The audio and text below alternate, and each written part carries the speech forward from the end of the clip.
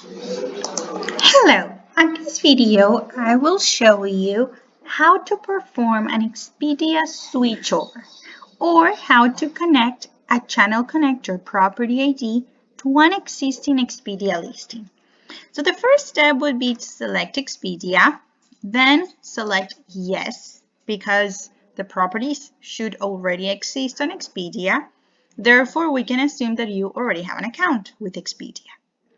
Then you have to select the payment model. This is a payment model that you selected during the contracting process with Expedia. There are three payment models: Expedia Collect, Expedia Hotel Collect, or Expedia Travel Preference. Expedia Travel Preference is actually both. So if you have both, then that's Expedia Travel Preference. But please note that all of these should have been selected during your contracting process with Expedia. Then you have to select the cancellation policy. You can select the cancellation policy that you already have on the channel, or if you prefer to change it, you can do it in here. Then click on Start Connection Process. Now we will be redirected to the step 2. This step 2 is basically asking Expedia to select Channel Connector as the connectivity provider for your properties. Basically, you just need to send an email to hoteldelivery@expedia.com and you have to request them to select Channel Connector as the connectivity provider for the listings that you desire. Once they confirm that this has been completed, now we can go to the step 3.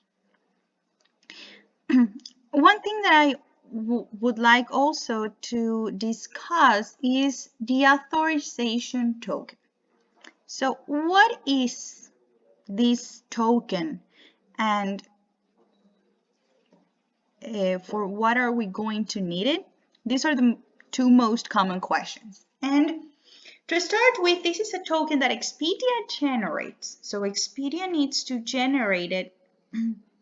And this token mainly works, or we mainly need it if you want to create new builds, or if you want to perform a switchover of full content.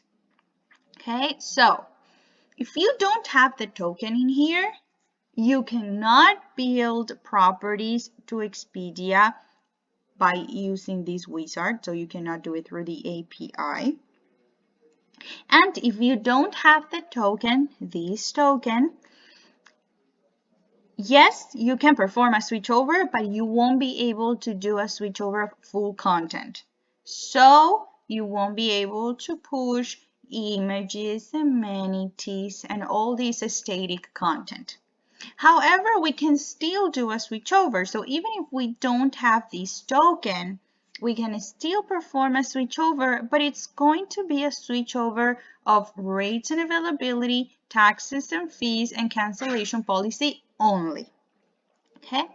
An important thing to note as well is that the tokens, the Expedia tokens, they always look like this. So there's no other format or other structure. They always look like this. It's usually the name of your company plus the currency. It's usually like this. So please make sure that if you ever want to add a token, please make sure that it looks like this. Okay, if you add the token, you can click on save and then go to next step. Once again, if you don't have the token, it's fine. You can go to the next step, but just keep in mind that you will be doing a switchover of rates and availability only. Okay, now we're going to the step 3. The step 3 will show us where we can find the property IDs that we are going to require for doing the mapping or connection in step 5. There's another video where I will also show you where to get these channel IDs because the screenshots are a little small in here. However, all of those instructions, you have them in here as well. Okay? So once you collect the property channel IDs, we can go to the next step. The step 4 is the validation. The validation, you just have to select the property and click on validate. This step is not a requirement for going to the step 5, so this means that you can skip it. However, I usually recommend to do it, especially for new builds. So if you are going to do new builds, I really recommend to do this step because this will tell you if the property really meets all the channel minimum requirements or if the property is missing something. If the property is missing something, you will get an error message here, and please make sure to fix it before you go to step 5, because if you don't fix it, it's very possible that you will receive an error message in step 5.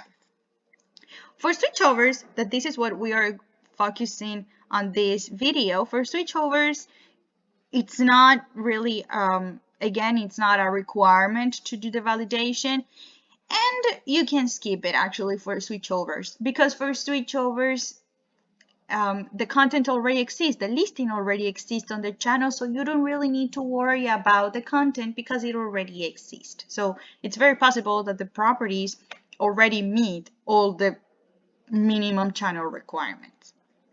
Okay, so now we're going to the step 5. For a switchover, please go to the Connect tab. And in this Connect tab, you have to select the property and you need to add the 3 property channel IDs that we previously collected in the step 3. So you need to add the channel property ID, the channel room ID, and the channel rate ID. Okay. Once you do that, so once you add the 3 IDs, you can click on save, and then you can go to the next step. Okay. In the next step, this is where you are going to open the property. So actually here all the properties are open. In this case, how do you see if a property is open? Because the toggle is bright blue, and next to the toggle you will see the next possible action, which is close a property. But for the first time you will actually see this toggle as gray, and here you will see that it says request to open, so you have to click on the toggle, then give it time, please give it 5 to 10 minutes, and after the 5 or 10 minutes the properties will appear like this, so they will be open. Or you will get an error message saying why they couldn't get open. Now, something very important that I would like to mention is that the wording in here, we say open and close, okay, in this step. But on Expedia, we don't really open the properties. So the only ones that can open the properties is the Expedia team. So this step, what does it really mean to open? So when we come in here and we request to open the property, what we are doing is pushing rates and availability and enabling the property for the Expedia team to actually open it.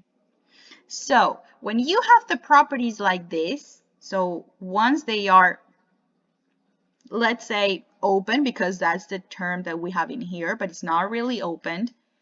So once we have the properties like this, so when the toggle is blue and when you have this status next to it, okay, so once the properties are like this, please, you need to email Expedia again at the hoteldelivery@expedia.com email address, and you need to request them to remove stop sales. That's the term that they use.